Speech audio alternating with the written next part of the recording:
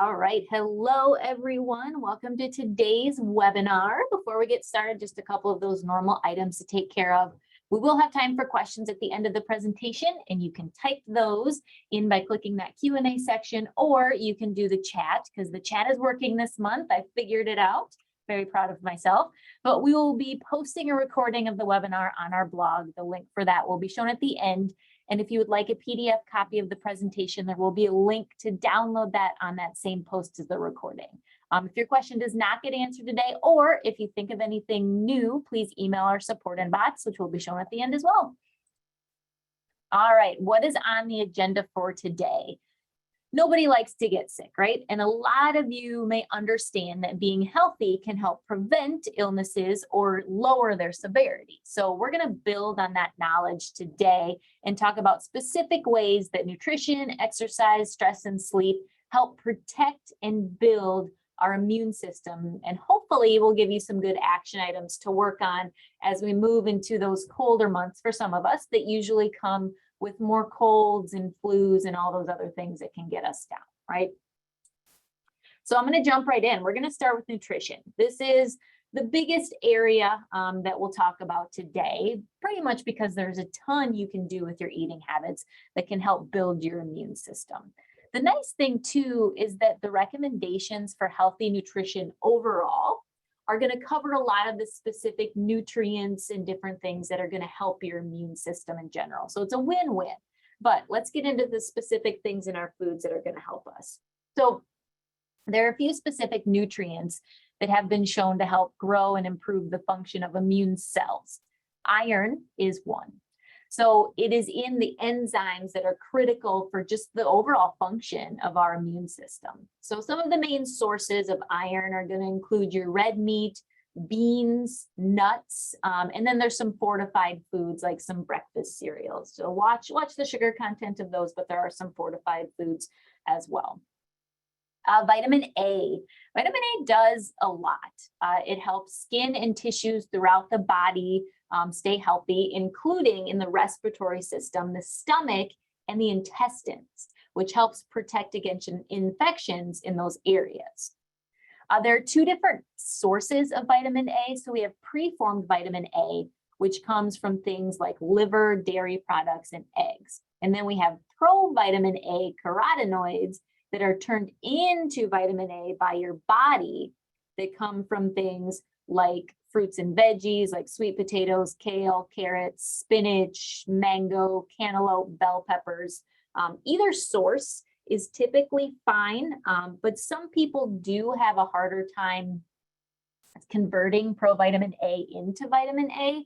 So a good mix of both sources. So like I said, liver, dairy products, eggs, or those fruits and veggies, a good mix is probably a good idea to get in vitamin A. Vitamin C. This one is probably one of the most common thoughts and ones that we're most familiar with when it comes to nutrients that are going to help our immune system, right? And for good reason. Vitamin C stimulates the formation of antibodies and the production, function, and movement of our white blood cells, which are obviously essential in the fight against infection in our bodies. So good sources of vitamin C, citrus fruits, you hear oranges all the time, right? Oranges, grapefruit, also things like strawberries, broccoli, cauliflower, and tomatoes are decent sources of vitamin C. Vitamin D is next. We're going to go through the whole alphabet almost here for your vitamins, but vitamin D helps our immune system because it helps regulate specific proteins that can kill pathogens. So, which is just a fancy name for the virus or microorganism that causes disease, right? So good sources of vitamin D include fatty fish, so things like salmon and tuna, egg yolks, specifically the yolks, and fortified foods again. So dairy and orange juice are typically ones that are going to be fortified with vitamin D. And then vitamin E. This works like an antioxidant, which is just something that helps protect our cells from different things that can cause disease. So good sources of vitamin E include seeds, nuts, and things like peanut butter. Sorry, we're not going to go into vitamin F, so we'll move on to Z. Zinc. This is another fairly well-known nutrient. I think most of us are familiar with that. That's going to help our immune system. It just supports the overall immune response. So meats, shellfish, milk, seeds, and nuts are some sources of zinc to look out for. So first step is looking to make sure that you're getting some of these foods in, to getting in these vitamins, because a lot of them, and this isn't everything, but these are going to be a lot of the good nutrients that you're going to look for that immune system function. So typically when our coaches have conversations about specific nutrients, it goes the direction of, okay, these nutrients are great. Can I just take a supplement to get all that good stuff in? Let's just load it up, right? So just a few thoughts on that. Overall, the general consensus by doctors and different folks like that is to get your vitamins and minerals from whole foods.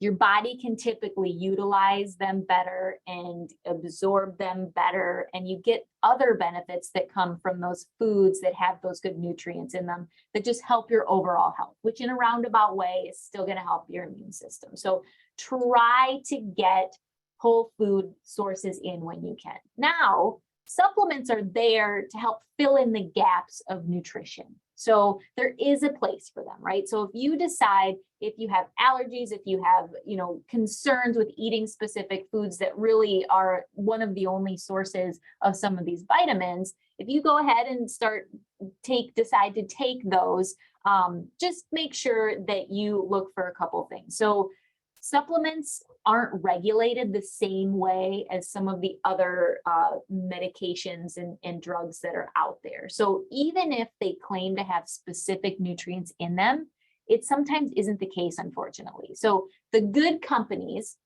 will put their supplements through studies from third parties, someone impartial, to help prove the claims that they have. So you can look for studies online, the PubMed database, if anyone's familiar with that, from the National Institutes of Health. You can search that. You can look for brands with seals. So NSF International seal, US Pharmacopoeia seal, Underwriters Laboratory, Consumer Lab seals. Again, a quick Google search will get you some good seals to look for from, again, those third party, or the fact that they've gone through and actually proven what's in there. Those seals verify that product actually contains what it says without any potential additional harmful ingredients. So just be aware of that quality.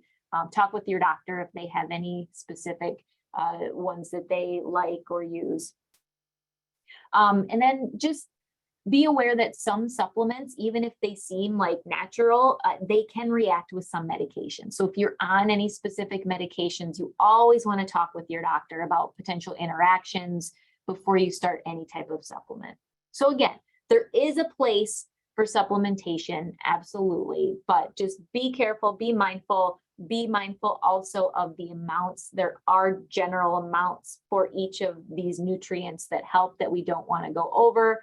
So just do your research, talk with your doctor before you jump into anything like that. And again, whole foods are typically going to be your best bet to not have any harmful side effects with things. All right, last couple thoughts on nutrition, and then we will move on here. So I've given you some examples of foods and nutrients to be mindful of. Another area that's really important that goes along with this is gut health. A huge portion of your immune system is in your gastrointestinal tract, or your GI tract, about 70% actually. We've done a couple webinars in the past about gut health and how it affects our overall health. It's actually really interesting, so I recommend doing some research yourself. But anyways, a couple things to improve gut health that are going to in turn help your immune health. So prebiotic and probiotic foods. A lot of us here have heard about probiotics, but don't forget about prebiotics too. So prebiotics actually feed the good bacteria that we have in our gut. Probiotics actually contain that bacteria that we're looking for that keep our gut healthy. So probiotics are those things like yogurt, when you see, live cultures, different things like that. Those are the actual good bacteria. Prebiotics are what feed that good bacteria to keep it healthy and keep it going. So examples of prebiotic foods, the foods that feed our good bacteria, are going to be things like garlic, onions, asparagus, bananas as green as you can handle. It's typically better because it has more what's called resistant starch in them.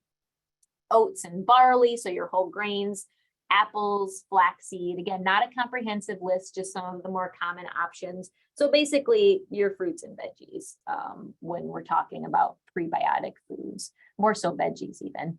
Probiotics, or like I said, they're going to be in that fermented foods mainly. So yogurt, kefir, kombucha, kimchi, sauerkraut, even aged, things like aged cheddar cheese, cottage cheese that specifically has live cultures in it. Again, with the yogurt, you want to make sure that it will say on there, you know, if it has live cultures in it. So those are the types of food to get in that help your gut health overall, which again, is a huge component of our immune system. So feeding that gut, keeping that gut healthy is really important. So we've talked about foods to incorporate more. I want to touch on one thing to try and maybe limit, to replace with maybe some of those good foods, and that's going to be added sugars. So there's a lot of reasons to limit added sugars, but a lot of them do have to do with your immune system too. So a couple reasons why. Added sugars can lead to becoming overweight, right? If we have too many sugars, too many calories, our body stores that as fat and we become overweight. Being overweight is shown to be linked to lowering your immune system function overall. Also, sugar can cause inflammation in our bodies, which is linked to many diseases and conditions that can weaken our immune system. So just be very mindful. I'm not going to jump into that because we have whole other webinars on sugars and such too, but just be mindful of foods that have those added sugars. So added sugars meaning not something that's naturally occurring. So yeah, there's sugar in those bananas that we talked about, but we're talking things like candy bars, drinks that have added sugar, those types of things to limit. And then the last nutrition topic I want to touch on today is going to be hydration. So just like limiting sugars, there are a million reasons to drink more water, right? And the benefits to your immune system is just one of those reasons. Being hydrated helps our body flush out toxins and helps in the overall transportation of nutrients throughout our body. It helps blood flow and such. So it also helps digestion overall. And like we just learned, our gut health is directly linked to that immune system. So look to increase your water intake wherever you can. Side note on here as well, look to replace some of that alcohol with water if you can. Alcohol can affect our immune system negatively as well. So again, just something else to be mindful of when we're talking about ways to improve that immune system. All right, before I move on, I'm going to stop for a minute here. Hopefully you've been chatting already to continue. I see that you are. That's fantastic. So I want you guys to share with each other what specifically nutrition, either what you already do for your immune system, or maybe something that you saw in here that you didn't know helped your immune system, but it does. What do you already do? Or maybe what's a goal that you can do by the end of this week to help that immune system? So again, lots of different options, you know, and you guys are adding, foods that are going to help that immune system. And ideally those foods will also cut out some of the maybe not so good foods, right? All right. Good. Lots of gut, lots of water. Perfect. Be intentional about whole grains. Feed your gut with more veggies and fruits. Perfect. So when you guys are thinking about these goals, adding water, adding fruits and vegetables, get specific if you can. What are you going to look for recipes that have more fruits and veggies? Are you going to do raw fruits and veggies? Are you going to measure your water? As I'm sitting here with a giant water bottle next to me, you know, are you going to get a big water bottle so you can do that? So think about more of the specific steps that you take, because when we set goals, we want to make sure that they are SMART goals, right? Specific, measurable, actionable, realistic, time-based. So we really want to be sure that we're setting goals and that we can actually take action on them, right? I love that we all want to work on stuff, but to actually take those steps, we need to break it down sometimes and make it really simple too. Like you don't have to do anything crazy. So, it can be drinking 10 more ounces of water a day. It can be drinking 5 more ounces. It can be adding 1 veggie this entire week. Our health is a lifelong thing, right? So we don't need to make all these changes right at once. It's always going to be adding. It's always going to be being mindful. So take your time, make slow steps so you can actually keep them up, right? And keep them consistent. All right, perfect. I see you guys are sharing. That's wonderful. Keep sharing while I ramble on here for the next 15 minutes or so. All right, so after nutrition, let's talk about exercise. So there's a few specific ways that exercise helps build our immune system. I'm gonna get a little sciencey here, so bear with me. First, exercise increases blood flow as you work out. So this makes sense, right? Your heart's going to beat faster when you're working out, which increases the amount of blood that it pumps out each minute. So the blood flow also increases the circulation of your immune cells because it's within that blood. So this helps your body prepare for and detect infections earlier if we have more of those immune cells floating around. Studies have specifically found that a 45-minute brisk walk, so not even anything crazy, can increase the flow of immune cells for up to 3 hours after that. So now I know what you're maybe thinking, well, it's only 3 hours, but while that's a temporary effect in the short term, if you continue to be consistent with that exercise, your body will continue to build its ability to get those immune cells around and your ability to fight illnesses longer and longer. So it becomes a longer effect the more consistent you do it, right? A study from the British Journal of Sports Medicine found that those that did aerobic exercise 5 or more days per week lowered their number of infections in things for like colds by more than 40% over a 12-week period. So again, consistency is key. It's not about going crazy with exercise. It's being consistent with exercise. Exercise also reduces inflammation in our bodies. So inflammation is our body's normal response to toxins or illnesses, right? But if we have a poor diet, high stress, or are inactive, what happens is that inflammation that's only supposed to be temporary to help solve some issue, it stays elevated. And then that can actually lead to other diseases that hurt our immune system, right? So moderate exercise can reduce overall inflammation in our bodies, helping that boost that immune system. And then on that same note, I said that stress can cause inflammation, right? So exercise is a fantastic stress reliever. So exercise helps in a roundabout way by helping to reduce stress, which can help prevent some serious concerns like depression. There are some studies out there that link depression to negative effects with our immune system. So anything we can do to help our mental and brain health is going to be a positive for our immune system as well. I'll touch on that in a little bit more with our stress. Exercise also helps us maintain a healthy body weight. So I just mentioned already, being overweight has a negative effect on our immune system. So one side note though, with exercise and your immune system, there can be too much of a good thing. So now this is probably not going to affect the majority of us, but very long or intense exercise can temporarily lower your immune response. Now, again, the majority of us aren't going to hit that level of exercise. And the point where it becomes negative depends on how in shape you are. But we're talking probably 60 to 90 minutes or more of very intense working out, and also not giving your body rest for the appropriate time between workouts is where we can get ourselves into trouble with our immune system. So I say this because I know some of you out there might be competitive athletes, or you're training for something like a marathon where you're doing really long bouts of maybe more intense exercise. Again, long bouts meaning 60 or 90 minutes or more at a time. Just be sure to give your body recovery time, which you should be anyways, if you want effective training. You need to be eating your healthy diet. You need to get adequate sleep. You need to manage your stress to help negate some of those possible negative side effects that come with those long training bouts. Okay, so just something to be aware of. Again, for most of us, that's not going to be an issue. We're not going to be exercising and doing anything crazy for that long, but I wanted to make sure I mentioned that. So as far as recommendations for exercise, general standards apply here to get that consistency, like I said, that builds up that immune system. So 150 minutes of moderate intensity per week. So that means getting that heart rate up a bit. Even that brisk walk, like I said, is something that can help that immune system specifically. Or you can do more intense workouts for a total of 75 minutes per week and still get similar benefits.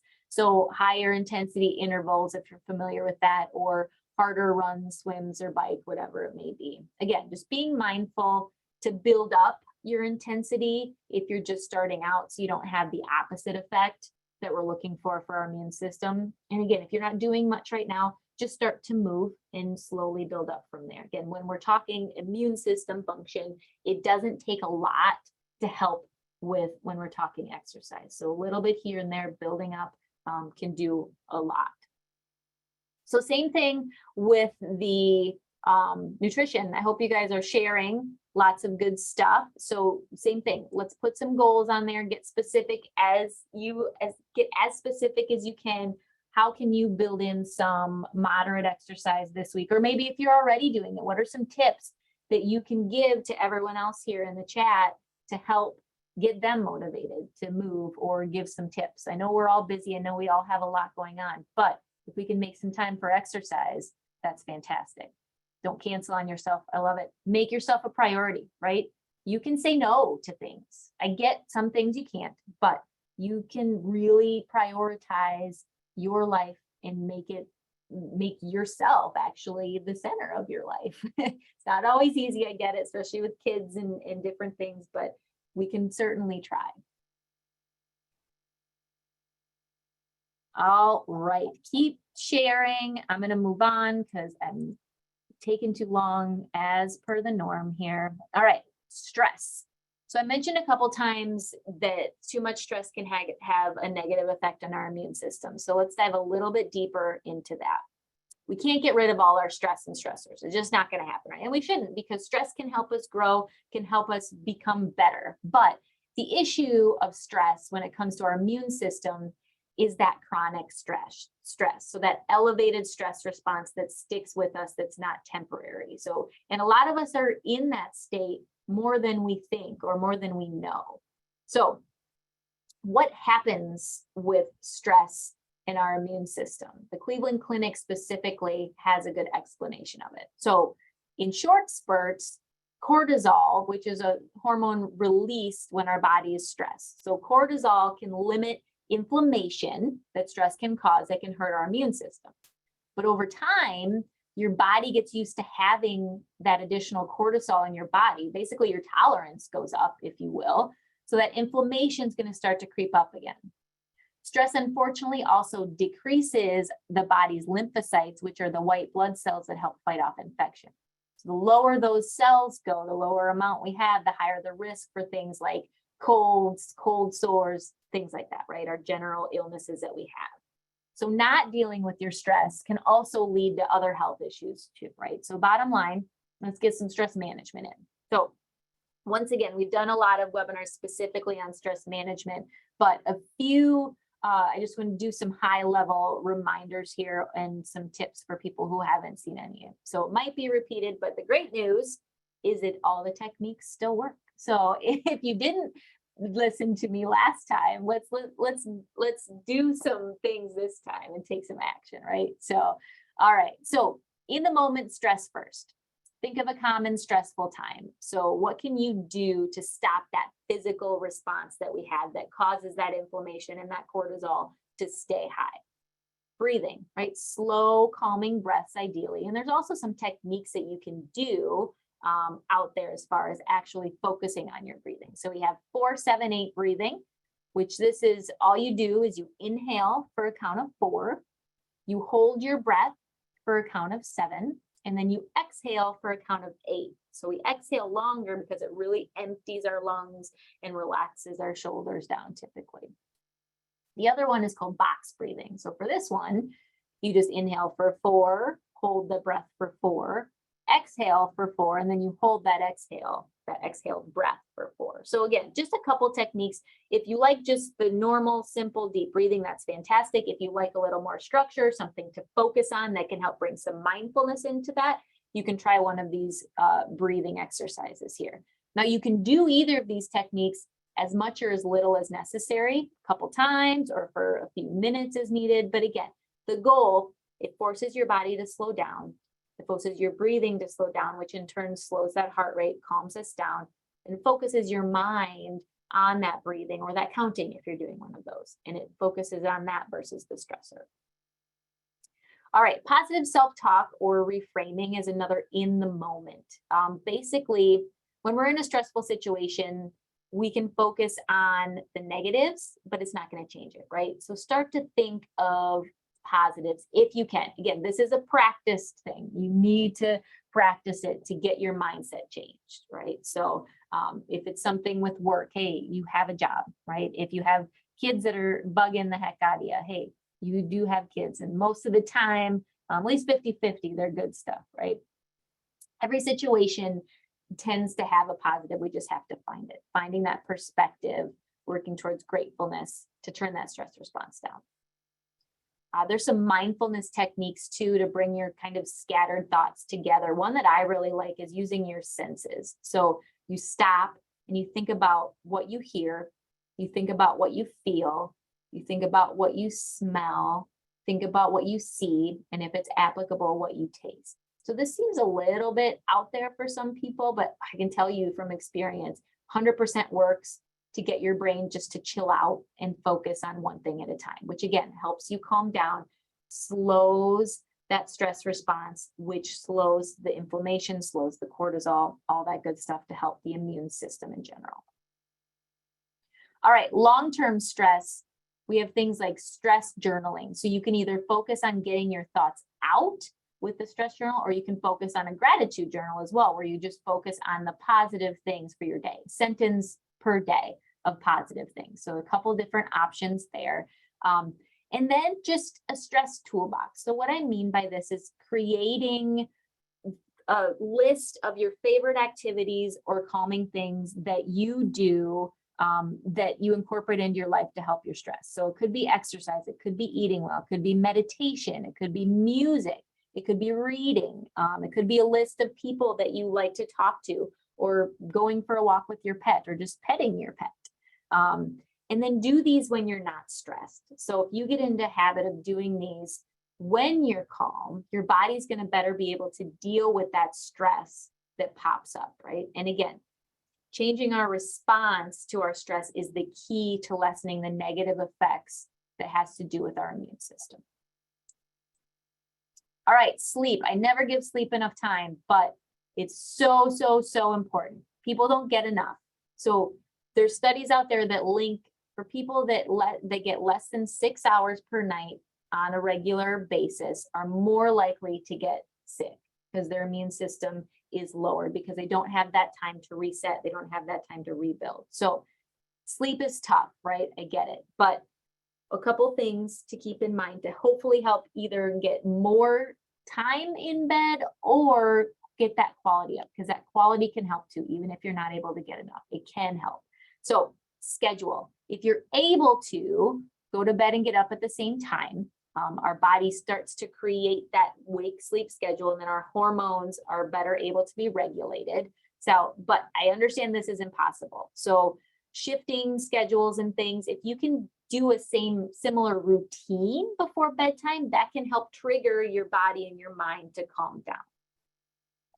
And then environment. So temperature, ideal environment or ideal temperature is between 60 and 67 degrees Fahrenheit. So on the cooler side, downright freezing in my opinion, but we'll try to get there. Noise, ideally, you know, if you don't have any outside noise, but you can do noise machines, fans, earplugs can help with, you know, snoring pets or significant others. Light, as little light as possible. Eye masks, if you don't have, you know, blackout curtains or you're not able to get all of the light out, grab an eye mask, that can help. Technology, that's a big one. Technology messes with our sleep hormones, so try to stop technology as far ahead from bedtime as possible. And then, think about your mattress and pillow quality. If you're able to, if it's in the budget, upgrade those regularly. So again, I hope you guys are still sharing your stress. I know I didn't say that, but share your tips here. And then since it is 12:30 Central Time, a couple more things. Wash your hands. Simple. We learned that in kindergarten, even before, right? There's tons of stats out there and research that shows we can lessen the transmission of lots and lots of illnesses by just washing our hands. Smoking, that's another one. It's not good for the immune system. So I want to throw that in there. I know that's a whole nother thing too, but just be mindful of that. And then vaccines. Science shows vaccines are effective. Talk to your doctor, do your research on flu vaccines, things like that, that can help boost your ability to fight potentially dangerous illnesses. All right. So little things here and there. Summarize. Healthy habits boost our immune system. It is simple. It is not complicated. We don't need to overcomplicate things. Just add one healthy habit each day, tiny little step. Find those small ways to improve, and then wash your hands, right? All right, perfect. Before we get to some additional questions, if there are any out there, here's what we have for the next few months. Next month is myths. Lots of myth busting going to be going on next month. So we will chat about some things that are out there and hopefully give you some good information on some of those topics that you might be interested in. And then preventing diseases. So kind of similar to the immune system, but we're going to talk more about heart disease, diabetes, those types of things, different things that you can do with your overall health to hopefully help prevent or at least delay some of those issues that pop up. If you do have lifestyle rewards for your webinars, some of you will, some of you won't. If you do, it will pop up to answer these questions, or you will submit it when you go into your lifestyle rewards. These are the questions. I'm not going to stay on here too long, but you can download the slides from the blog post that we'll be posting within the next 24 hours. So you'll be able to see these. Not too difficult as far as the questions go, hopefully anyways. And then here's our contact information. We're on all social media. Biggest thing is the blog here that's going to have our past webinars, and you can register for upcoming webinars. We're going to have our 2023 list out hopefully within the next month or so you'll be able to see what good stuff we're talking about next year. And then you can contact a health coach if you want to chat about anything. Reach out. You can give us a call. You can email us to schedule a time, or you can ask questions as well via that email if you don't want to chat on the phone. So, all right, if you have to take off, I know I'm 2 minutes late. Thank you for joining. Otherwise, I'm going to hang tight here and answer some more questions if I see any.